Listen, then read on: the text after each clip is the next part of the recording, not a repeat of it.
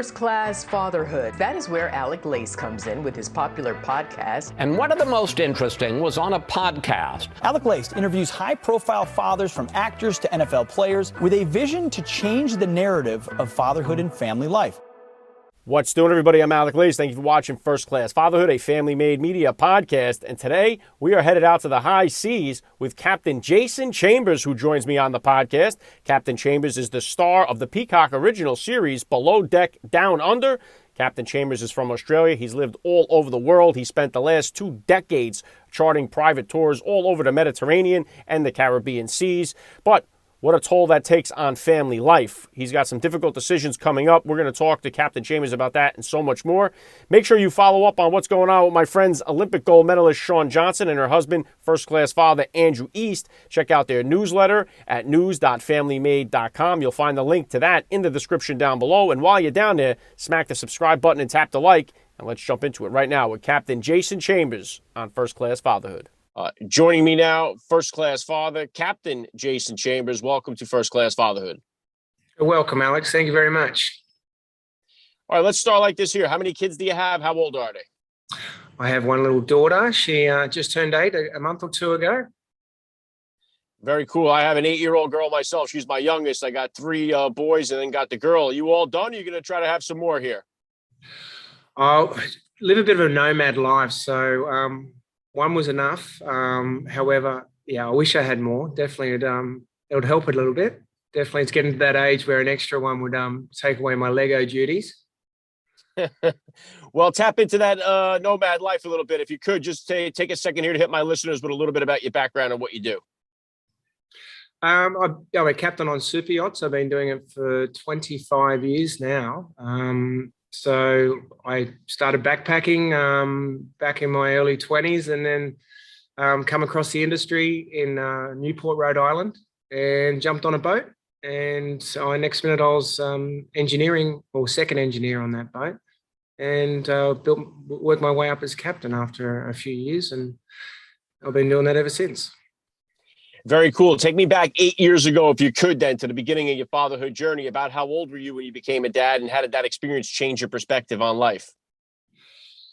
It definitely changed my perspective. I wasn't thinking I was going to be a father. I was at that time, and I was like, okay, it's kind of past me. I met a beautiful woman, and it happened, and I'm glad it had happened, and it's probably the best thing that's ever happened. And then it made me realize what it's all about.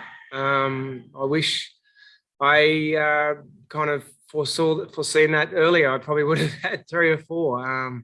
It's definitely a life-changing event. That's the only purpose in life now is my daughter. Yeah, very well said. And I know so many young men especially think that having a kid is going to ruin their life, and they don't realize, I think, that it's going to actually enhance everything about your life and make it better. And it's much more important than all these material things that we're told are going to bring us the happiness that children actually do bring. So I love what you're saying there. What are some of the challenges being a captain, doing the Below Deck series? What are some of the challenges of balancing that while being a dad? Yeah, well, obviously thinking ahead, I probably would not have, this industry, this job is tough. You're away a long time. And there's no real cement ground or solid base. You never know when you're going to be back sometimes. You know, some jobs, do have a routine. Many don't. In seeing that, I would not have probably taken this journey on if I knew I was going to have a family. Looking at it now, I'm changing everything I can now to be closer to my daughter. I'm making every move I can now in my career to be with my daughter. So in changing what the birth of my daughter has done has shown me, well, there's nothing else that matters but her, which means that really there's no need to be uptight about the little things anymore. The bigger things are your family. Yeah, very true, Jason. And what would you say are some of the things that you enjoy doing with your daughter? I know I see you post a lot of stuff up on social media about things that you do. What are some of the most fun events or fun things you get to do with your daughter? What kind of interests does she have?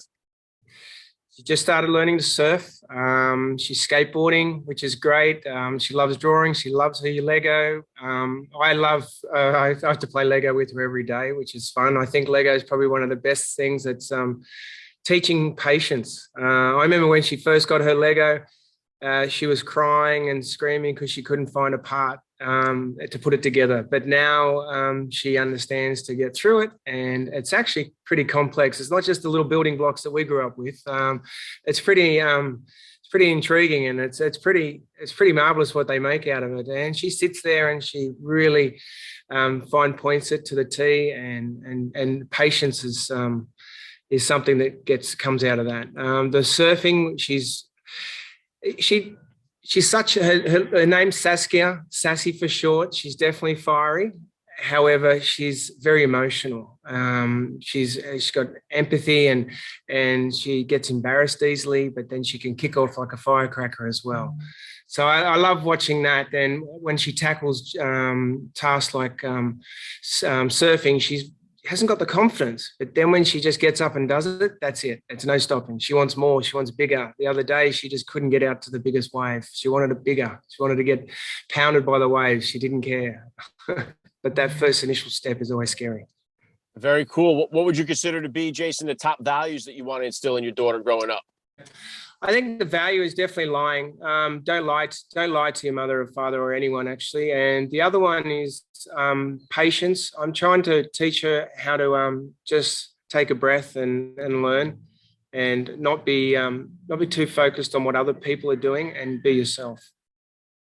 Very, very well said, Jason. And one thing I know that's different for me as far as having my 3 boys than my daughter is the way that I discipline my daughter is definitely a little bit different than the way I discipline her brothers, my boys. So what type of disciplinarian would you say you are as a dad? And is that different than the discipline style you grew up with? Yeah, I'm focusing on that for sure. I told you before, she's very empathetic, and she can be very embarrassed very easily. But yeah, she's fiery. So I've learned that telling her not to do something is not the right thing, because she actually will just do it. She's very much like her mother and father. She doesn't like to be told what to be told what to do. So I find that if she's getting upset or anything, I actually tap in on the empathy and the emotions that she follows. Like, I'll just say, "Don't do that. That hurts me," and then she picks up on that straight away, and she'll just switch. She'll just like be so comforting. "I'm sorry. I apologize." So I see that emotion. So I use her emotions to tap in on being disciplined for her, rather than raising my voice or anything else. I just kind of just pass that on to her, so she feels it from an empathetic point of view. Very cool. And I remember seeing you talking with Andy Cohen, and he was hitting you with all kind of dating questions about your life and stuff like that. One of the things I know that a lot of single dads that I talk to on the podcast is a little bit challenging is at what point in a relationship to introduce your kid to another potential spouse or potential partner, something like that. Is there a certain point that you've had to get to, or you have marked off in your mind, or you'd have to get to in a relationship before you would introduce your daughter to another potential spouse? Yeah, definitely. That's a big one for sure. And I'm not there yet, and I won't be until I'm still co-parenting at the moment, and trying to get that stability that I said from my career, and change things first, and get comfortable with everything else first, and make sure we're all in a good spot before I can venture off into another world. Yeah, it's very difficult with what we're doing, but I think it's a lot better than the other option is going into courts and all that stuff and separation. I'd rather live together and co-parent together, and get through the hard times that way, and then come out a lot better for our child. It's so important, Jason, because one thing I stress on this show a lot is we have a fatherless crisis going on in America. We have too many kids growing up without a father or father figure in their life, and it really is having a devastating effect on our society. So being able to work through those co-parenting situations, being present, being a father figure, being a dad for your daughter, I think is the most important thing that could be done. Yeah, and I'm just learning, given my industry. I'm away a lot, so I'm here with her for a month now. I did spend a couple of years away from her because of COVID. So this is a learning period. I did spend the first 4 years with her straight, which was very lucky. However, we changed our life and moved to a remote island to try and give her a unique upbringing, and we've done that. Now we're moving her to another location to increase her education, and we're just look, I'm focused on the first probably 10 years of her life to give her a little bit of a nomad global upbringing, and then we will focus on stability after that. Then I can focus a little bit more on myself, and her mother can on herself later. Very cool. And you mentioned how difficult it is in your industry, what you do as far as on a family. Do you notice that too, like with the other members of the ship, of the crew? Do they have similar struggles to you? Do you guys kind of get together, compare notes and say, hey, this is what I'm doing, this is what works, this is how we can find time? Is that a common thing that you see in the industry? With fellow captains, yes, for sure. I was even speaking to one or two, one who just had a child last month, and I finally got hold of him, and a good friend of mine, and had a great talk with him, and we shared some stuff as well.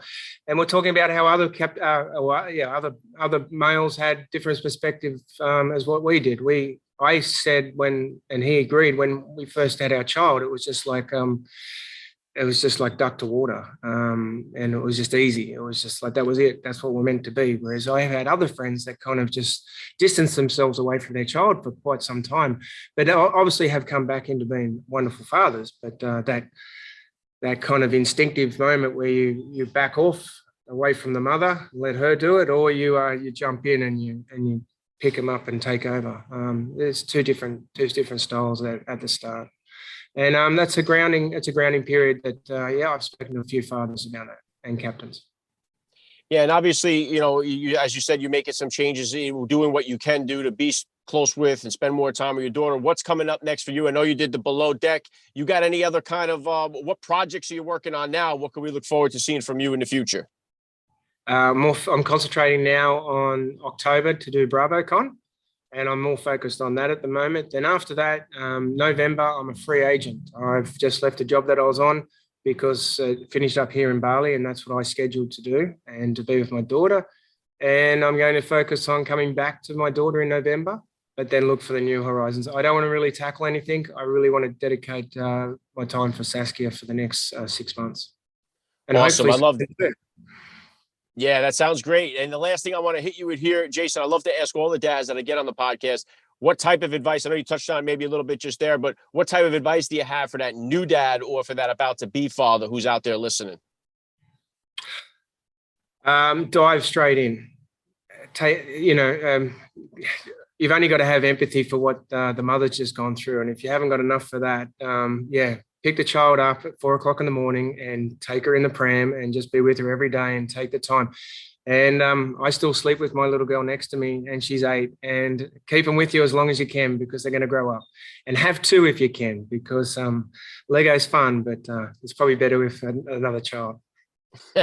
Yeah, right on with that. I love the message. This has been a lot of fun for me. I got to say, Captain Jason Chambers, you're a first-class father all the way. And thank you so much for giving me a few minutes of your time here on First Class Fatherhood. Thanks, Alec. I really appreciate it, mate. Thank you.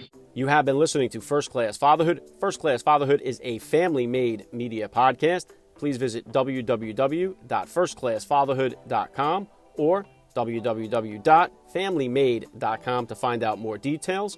You can order First Class Fatherhood advice and wisdom from high-profile dads on Amazon.com or wherever books are sold.